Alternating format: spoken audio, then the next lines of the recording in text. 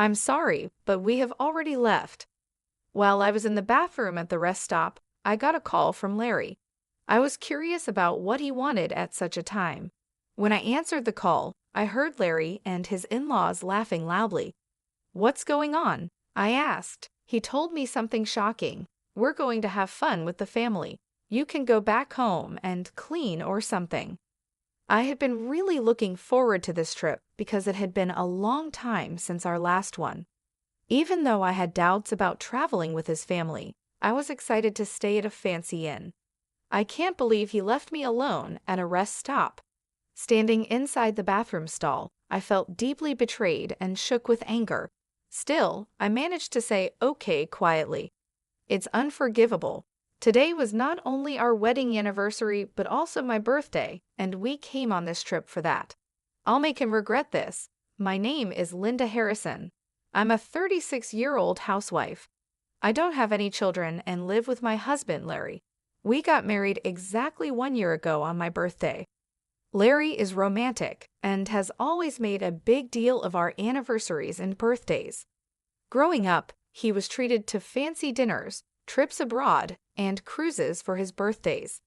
It seems those childhood memories have stayed with him because he loves celebrating special days in a big way. Now that we're married, Larry's family is wealthy. His father is the CEO of Harrison Securities. My mother-in-law has fully embraced the wealthy lifestyle, and Larry, as the heir to the company, sometimes acts a bit spoiled. But I married him because I knew he cherished me. We met at a matchmaking agency where men from wealthy families like Larry were popular. I almost gave up on finding someone there. When I met him, I was lucky because I seemed to be his type, which led to our marriage. It might have helped that I wasn't just looking for someone rich. I had always dreamed of getting married, and I was thrilled when it happened. But I didn't know that after getting married, my life would start to get tough. A year ago, Larry and I started our married life in a one-bedroom apartment in the city. Larry wanted a bigger house, but I didn't think it was necessary since it was just the two of us. I suggested we live within our means for now, and we could always move later. Even though we were in the city, our rent was expensive at $2,300. As a housewife, this made me feel guilty. "Don't worry about it, my dad will handle it," Larry said. Although he was the heir and worked at Harrison Securities, I thought there should be some fairness with other employees. I wondered if it was really okay, but the next month, his salary went up by $800. "Your dad's amazing to be able to increase your salary just like that," I said. "It was time for a raise anyway. I won't let you face any hardships, Linda. Count on me," Larry replied. Even though Larry relied on his father's influence for money, I felt thankful for the raise and didn't argue. "By the way, I'm having dinner with my parents tonight," he added suddenly. "Is it like a business dinner?" "No, just a family dinner. I think I'll be back by 12. Take care." I was surprised.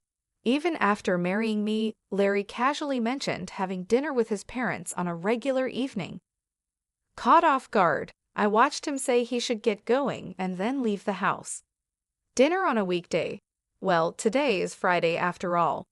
I hadn't heard about Larry planning to have dinner with his in-laws. Usually, as his wife, I'd be invited too.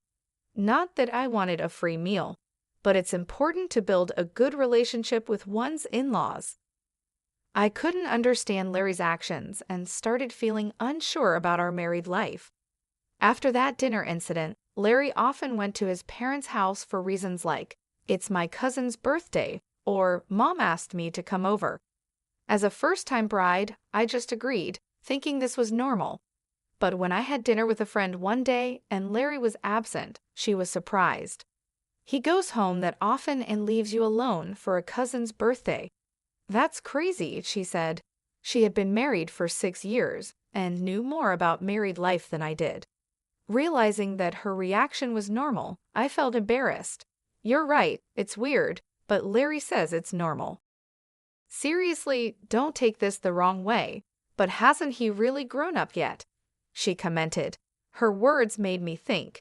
It's unusual for a 38-year-old, even one set to take over his dad's business, to prioritize family matters so much after getting married. I regretted not seeing Larry's true nature before marrying him. Returning home after dinner with my friend, I felt sad. "I'm home, Linda. Where have you been? Isn't it normal for a wife to cook dinner and wait for her husband, Mrs. Harrison?" To my surprise, my mother-in-law was in the living room. Larry was out, maybe at a convenience store. "Why are you here? Weren't you and Larry supposed to dine out tonight?" I asked. "That got canceled because of some issue at the restaurant. I thought Larry had messaged you just a bit ago." "Didn't you check?" she pointed out. I checked my phone and indeed, 22 minutes ago, Larry had messaged that he'd be home early, but I had just gotten off the train.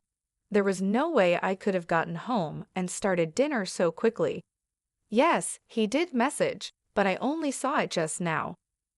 What the heck? This is the problem with kids from single-parent households. You can tell they weren't raised right, my mother-in-law said harshly. Her words hurt me deeply. Indeed, I was raised by a single mother after my mom gave birth to me, and my father passed away due to an illness. Despite that, my mother raised me with a lot of love. I wished she wouldn't say things that put down my mother's hard work. It has nothing to do with being raised by a single parent. I just hadn't seen the message yet. I replied, clearly annoyed, but she ignored my comment and changed the subject. "Well, anyway, I've always thought this, but your house is quite small." "I think it's average. It's just right for the two of us." "You can't be serious. I feel sorry for Larry living in such a cramped space." My interactions with my mother-in-law continued to stress me out. Both my mother-in-law and father-in-law, maybe because they are wealthy, often seem to look down on others. That's why I never got along with them. Realizing that further conversation was pointless, I silently started to make dinner. Ignoring me, she turned on the TV. From that day, she started coming over unexpectedly more often, and even my father-in-law came a few times. Mostly, they complained about how dirty the kitchen was or how small the house felt. Eventually, they would sarcastically suggest, "You know we have a bigger house. Why not move in?" I definitely didn't want that and declined every time. They always visited when Larry wasn't home, so he didn't hear their rude remarks. I once talked to him about it, but he replied, "Why not? Why is living together a bad idea?" I was upset by his response. From then on, I realized there was no point in discussing it with Larry, and I just put up with it on my own. Soon we would be celebrating our first wedding anniversary, which was also my birthday. "For your birthday this weekend, I'm thinking of celebrating bigger than last year. After all, it's also our anniversary," Larry said, coming home tipsy from work. Seeing his flushed face, I wasn't sure he meant it. Knowing he liked big celebrations, I felt a bit excited. "Last year, you treated me to a delicious dinner, which was more than enough. That's nothing compared to what I've planned. Let's go on a family trip." A family trip? The term sounded odd just for the two of us. Noticing my confusion, Larry continued, "My parents, cousins, Uncle Scenes, and all will join. We're heading to a luxury resort in Oceanside." "All those people? And why Oceanside? Do you have a problem with a family trip, or is it Oceanside you're not keen on?" "No, it's not that, honestly." I couldn't understand why my birthday and our anniversary had to involve Larry's family, who weren't part of these occasions. I knew Larry was a bit out of touch, but I didn't expect such a strange idea. Although the choice of Oceanside confused me a little, it wasn't a big deal. "Sounds fun, right, Linda? Sometimes you've got to let loose and have fun," Larry said, a bit drunk, as he grabbed my shoulders. I found myself agreeing with him. Over the next week, I couldn't stop thinking about the trip. At first, I was unsure about going with his whole family, but as Larry said, it was a rare vacation, and I decided to make the most of it. As I prepared for the trip, I started to feel excited, and I found myself genuinely smiling. I knew my in-laws would probably make their usual rude remarks, but I decided to ignore them completely. Finally, the awaited Saturday came, and Larry and I went to his parents' house, our meeting point for the trip. "Well, Linda, you're late, aren't you? Do you even realize you're the star today?" my mother-in-law said sharply in front of everyone. But knowing I was supposed to be the focus helped soften her words a little. "I'm sorry, there was traffic," I replied. "Excuses won't do. We should leave soon. Otherwise, we'll be late to our luxury resort." All right, let's get going," I said. Despite their complaints about us being late, it was bearable. After all, they had been making such comments all year. Larry's cousin, who looked much younger than him and had a mean look in his eyes, made me wonder if everyone in the family was mean-spirited. My worry seemed justified when he made a demeaning remark. "This is Larry's wife?" Not what I expected. I looked away from him, figuring that reacting would only encourage them to criticize me more. I decided to act maturely. "I'm so excited. I've been to luxury resorts many times, but tonight's place costs $2,000 per person," I heard someone say. Hearing the price of $22,000 shocked me, and a sudden thought crossed my mind.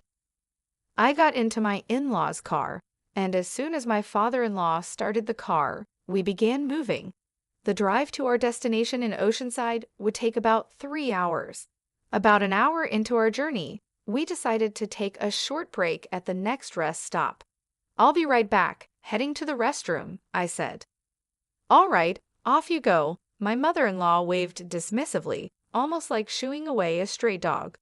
I walked to the rest stop bathroom, feeling as if everyone's eyes were on me, or maybe it was just my imagination. Inside the bathroom stall, I took a deep breath, relieved that the trip had been uneventful so far. I hoped the rest of our journey would be just as smooth. Just as I was settling into that thought, my phone vibrated in my pocket.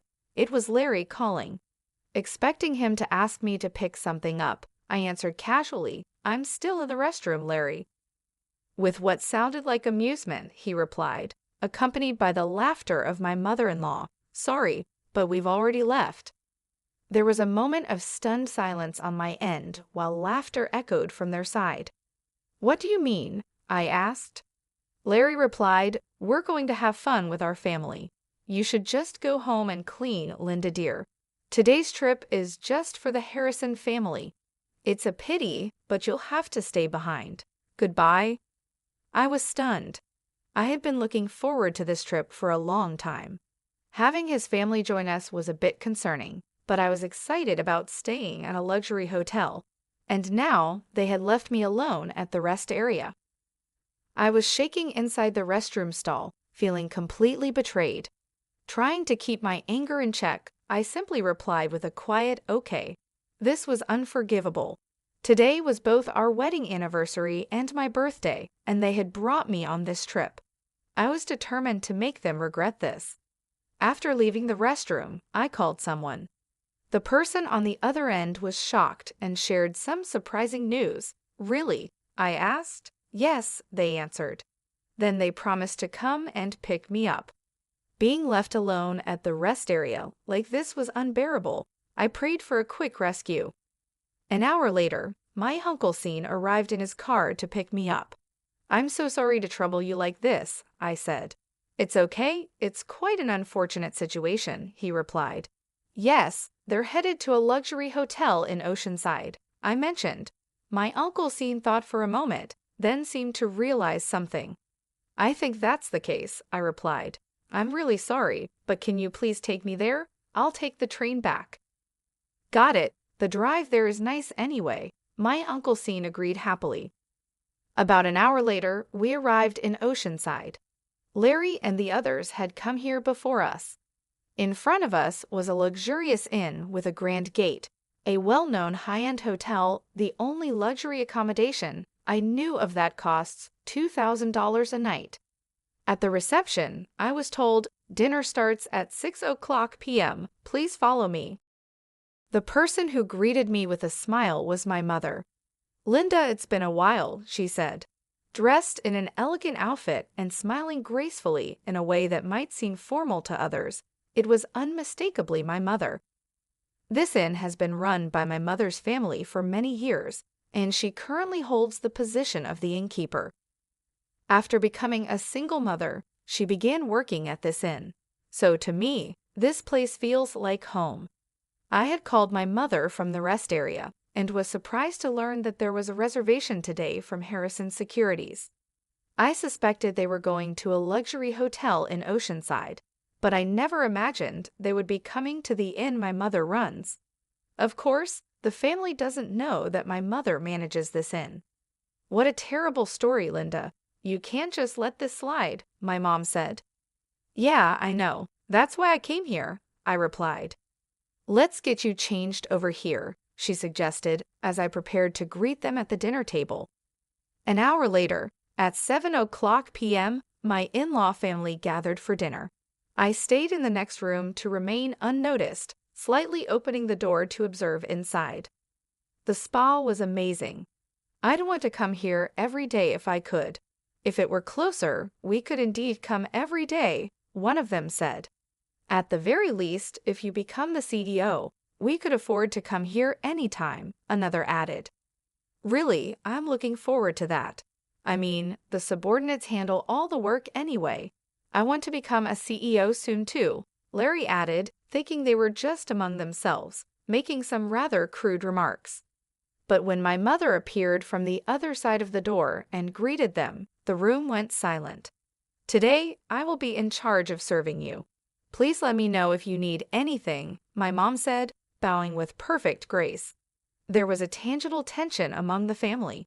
However, when the food was served, they resumed their inappropriate discussions. Both my mother and I did nothing, simply watching as the plates emptied before them.